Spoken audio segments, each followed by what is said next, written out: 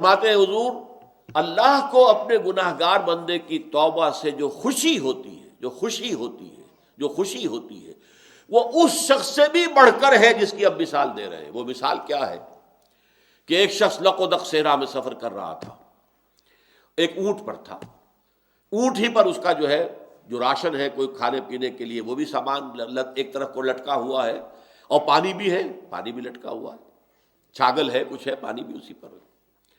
کہیں تھوڑے دیر کے لیے رکتا ہے اور وہ رک کر وہاں پر آرام کر رہا کسی درخت کے نیچے۔ اب آنکھ کھولی تو دیکھا اونٹ غائب۔ اس اونٹ ہی کے اوپر اس کا کھانا بھی ہے، اس کا پانی بھی ہے، وہی سواری بھی ہے۔ وہ دوڑتا ہے شمال میں، جنوب میں، مشرق میں، مغرب میں، دوڑ دوڑ کے کہیں اس کا نشان نہیں مل رہا۔ تو مایوس ہو کر ایک درخت کے سائے میں بیٹھ جاتا ہے، گویا کہ موت کے انتظار میں، کہ اچانک دیکھتا ہے کہ اونٹ تو ہے، کھڑا ہے، موجود ہے۔ اب جو اس پر جسے کہتے ہیں شادی مرگ، اتنی خوشی طاری ہوئی اس پر، اتنی خوشی طاری ہوئی کہ وہ کہنا تو چاہتا تھا، اے اللہ میں تیرا بندہ تو میرا رب، کہہ یہ بیٹھا، اے اللہ میں تیرا رب تو میرا بندہ۔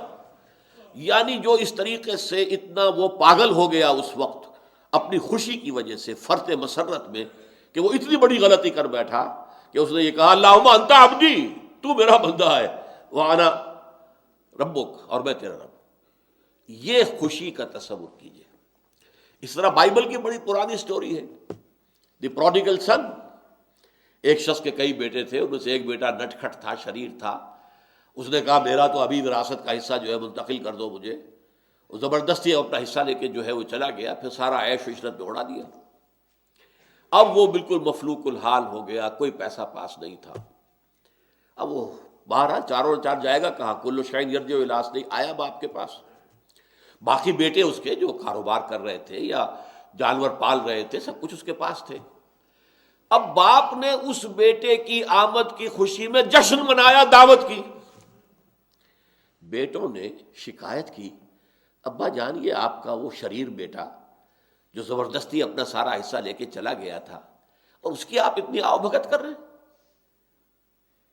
باپ کا جواب کیا تھا؟ بیٹو، اگر تم کسی گلے کو لے کر جا رہے ہو اور اس میں سے ایک بھیڑ گم ہو جائے تو کیا تم پورے گلے کو چھوڑ کر اس بھیڑ کو تلاش کرنے کے لیے نہیں نکلو گے؟ میرے گلے کی ایک یہ بھولی ہوئی بھٹکی ہوئی بھیڑ تھی جو آج مجھے واپس مل گئی ہے، تو میں تو اس کے اوپر مسرت کا جشن منا رہا ہوں۔ تو یہ ہے انسان غلط راستے سے واپس آئے، مڑ جائے۔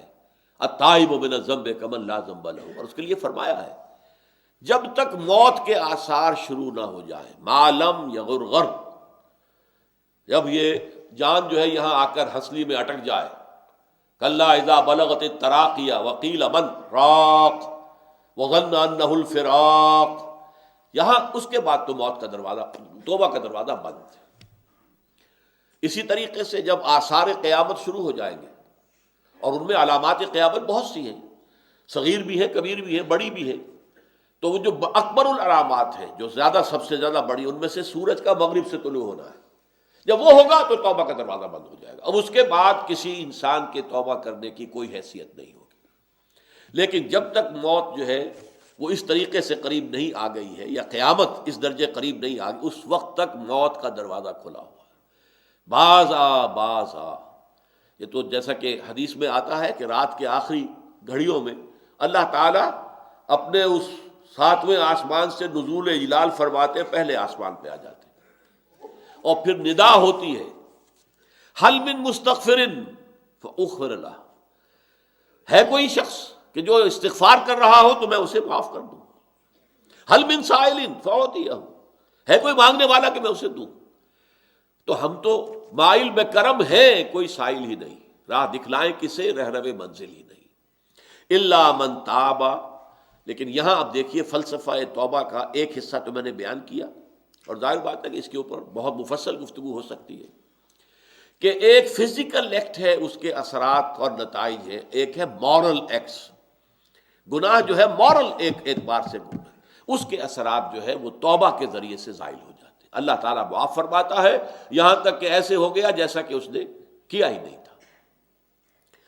الا من تاب، لیکن اس کے بعد جو لفظ آیا ہے بہت، وآمنا، سوائے اس کے جو توبہ کرے اور ایمان لائے۔ اب غور کیجئے یہ کیوں کہا گیا؟ تو در حقیقت معصیت، خاص طور پر گناہ کبیرہ، وہ انسان کو ایمان کے دائرے سے نکال دیتی ہے، یا یوں کہیے کہ اس کے دل سے ایمان نکل جاتا ہے، دل میں ایمان نہیں رہتا۔ اس لیے کہ ظاہر بات ہے، یہ میں سورۃ العصر کے ضمن میں بھی بیان کر چکا ہوں، ایمان بھی ہو گناہ بھی ہو، یہ کیسے ہوگا؟ دو متضاد چیزیں جمع نہیں ہو سکتی، پانی اور آگ جمع نہیں ہو سکتی۔ چنانچہ فرمایا لا یزنی الزانی حین یزنی وہو مؤمن، متفقون علیہ روایت ہے، کوئی زانی حالت زنا میں، حالت ایمان میں زنا نہیں کرتا۔ کیسے ہو سکتا؟ دل میں ایمان اور زنا ہو رہا، تو اس ایمان کی دو کوڑی کی قیمت نہیں ہے، پھر کیا فائدہ اس ایمان کا جو انسان کو روک نہ سکے؟ لا یزنی الزانی حین یزنی وہو مؤمن ولا یسرق السارق حین یسرق وہو مؤمن ولا یشرب الخمر حین یشرب وہو مؤمن۔ کوئی زانی حالت ایمان میں زنا نہیں کرتا، کوئی شرابی حالت ایمان میں شراب نہیں پیتا، کوئی چور حالت ایمان میں چوری نہیں کرتا۔ جب یہ کام کر رہا ہے ایمان اس کے دل سے خارج ہو گیا۔ اور ایک اور حدیث میں بیان کیا گیا، جب انسان توبہ کرتا ہے تو وہ ایمان لوٹ آتا ہے دل میں، بلکہ بڑے پیارے الفاظ ہیں، جب انسان گناہ کرتا ہے ایمان اس کے دل سے نکل کر اس کے سر پر ایک پرندے کی طرح چکر لگاتا رہتا ہے۔ اگر توبہ کرتا ہے واپس آ جاتا ہے، توبہ نہیں کرتا رخصت ہو جاتا ہے۔ یہ ایمان رکھنا لازم۔ تو فرمایا الا من تابا، سوائے ان کے جو توبہ کریں، وآمنا، اور اپنا ایمان، یا تو پہلے وہ کافر تھا تو ایمان لایا اور تھا مسلمان اور گناہ سرزد ہو گیا، تو پھر گویا کہ اس نے اپنے ایمان کی تجدید کی۔ وعمل عملا صالحا، تجدید ایمان کا ثبوت کیا ہے؟ اس کا عمل درست ہو جائے۔ اگر عمل درست نہیں ہو رہا تو پھر یہ توبہ کی تسبیح کرنے سے توبہ نہیں ہوتی۔ استغفر اللہ ربی من کل ذنب واتوب الیہ، 1000 دانے کی تسبیح لے کر بیٹھ جائیے، 1000 مرتبہ اس جملے کی جو ہے تکرار کیجئے، ذکر خدا بندی کا آپ کو ثواب مل جائے گا، توبہ نہیں ہوگی۔ صحیح توبہ کی شرائط 3 ہیں، حقوق اللہ کے ضمن میں اگر کوئی کوتاہی ہوئی، اور 4 ہیں اگر حقوق العباد کے ضمن میں کوئی کوتاہی ہوئی۔ سب سے پہلے یہ کہ گناہ پر واقعی حقیقی پشیمانی دل میں ہو کہ یہ میں کیا کر رہا تھا، یہ پشیمانی کا ہونا لازم۔ نمبر 2، عہد کرنا کہ اب کبھی نہیں کروں گا، چاہے کچھ عرصے کے بعد پھر وہ کسی کمزوری یا ایمان کی حالت میں توبہ توڑ بیٹھے، یہ دوسری بات ہے۔ بالکل اللہ نے ایسے لوگ بھی پیدا کیے ہیں کہ جن کے اندر بڑا قوی ارادہ ہے، قوت ارادی مضبوط ہے، ایک دفعہ ایک بات طے کی بس اب یہی ہوگا۔ اور ویسے ایسے کمزور لوگ بھی ہیں، لاغر لوگ بھی ہیں، قوت ارادی کے اعتبار سے فیصلہ کرتے ہیں لیکن اس پر قائم نہیں رہ سکتے۔ لیکن اس حوالے سے یہ ہے کہ دوبارہ توبہ کریں گے، لیکن جس وقت توبہ کریں گے یہ شرط لازم ہے کہ پورا فیصلہ ہو، یہ ڈٹرمنیشن ہو کہ اب یہ کام دوبارہ نہیں۔ اور تیسرا یہ کہ ایک مرتبہ لازماً چھوڑ دیا جائے، چاہے جیسا کہ میں نے عرض کیا، پھر دوہرا رہا ہوں، چاہے کچھ عرصے کے بعد پھر اس سے اس کا ارتکاب ہو جائے۔ یہ 3 ہیں چیزیں حقوق اللہ کے ضمن میں گناہ سے توبہ کرنے کی شرائط۔ اور چوتھی شرط یہ ہے، یہ تینوں چیزیں بھی اگر پوری ہو گئی ہیں حقوق العباد کے درجے میں، تب بھی معاف نہیں ہوگا گناہ۔ جس کا حق مارا ہے، جس پر ظلم کیا ہے، جس پر زیادتی کی ہے، جب تک اس سے معافی حاصل نہیں کرو گے اللہ معاف نہیں کرے گا۔ یہ بڑی کڑی شرط ہے، بڑی کڑی شرط ہے، ورنہ کیا ہوگا؟ قیامت کے دن تمہاری نیکیاں اس کو دی جائیں گی، اس کے پڑھنے میں ڈال دی جائیں گی، اس لیے کہ وہاں کرنسی صرف یہی ہوگی، نیک اعمال بد اعمال۔ اگر تمہارے سارے نیک اعمال ختم ہو گئے تو اس کے گناہ تمہارے پڑھنے میں ڈالے جائیں گے، ڈالو اس کے، چاہے وہ نمازوں کا، یہ آیا ہے حدیث میں آیا ہے۔ حضور نے پوچھا ایک مرتبہ صحابہ سے، من المفلس، بتاؤ مجھے مفلس کسے سمجھتے ہو تم؟ انہوں نے عرض کیا المفلس عندنا من لا درہم لہ ولا دینار، ہم تو مفلس اس کو سمجھتے ہیں جس کے پاس درہم و دینار نہیں ہے۔ آپ نے فرمایا نہیں، میرے امت کا مفلس وہ شخص ہوگا جو قیامت کے دن حاضر ہوگا کہ بہت نمازوں کے پنڈ بھر کے لایا ہوا ہے، بہت اس نے روزے رکھے ہیں، بہت حج کیے ہیں، سب کچھ کیا ہے، لیکن اکل مال ھذا، فلاں شخص کا مال ہڑپ کر گیا تھا ناجائز طور سے، وشتم ھذا، فلاں کی جو ہے گالی دے دی تھی، کسی کی یہ غیبت کی تھی، یہ سارے مدعی جمع ہو جائیں گے۔ کسی کو اس کی نمازیں دے دی جائیں گی، اچھا بھائی یہ نمازیں اس کی تم لے جاؤ، کمپنسیشن، تمہاری حق تلفیس نے کی ہے، یہ کمپنسیشن۔ کسی کو روزے دے دیے جائیں گے، کسی کو اس کے حج دے دیے جائیں گے، کچھ نہیں رہے گا، اور ابھی دعوے دار باقی ہوں گے۔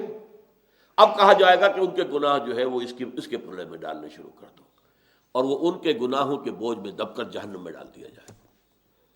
یہ ہے معاملہ توبہ کا۔ الا من تاب وآمن وعمل عملا صالحا فاولئک یبدل اللہ سیئاتہم حسنات، تو یہ وہ لوگ ہیں اللہ تعالیٰ ان کی برائیوں کو نیکیوں سے بدل دے گا۔ نامہ اعمال پر دھبا تھا گناہ کا، اسے صاف کر کے نیکی کا اندراج کر دے گا۔ وَمَن تَابَ، اب دوبارہ دہرا کر فرمایا وَمَن تَابَ وَعَمِلَ صَالِحًا، اور جو توبہ کرے حقیقی توبہ اور کام اچھے کرے، عمل صالح ہو جائے، درست ہو جائے، فَإِنَّهُ يَتُوبُ إِلَى اللَّهِ مَتَابًا، تو وہ شخص ہے کہ جو حقیقت میں توبہ کرتا ہے اللہ کی جناب میں، جیسا کہ توبہ کرنے کا حق ہے۔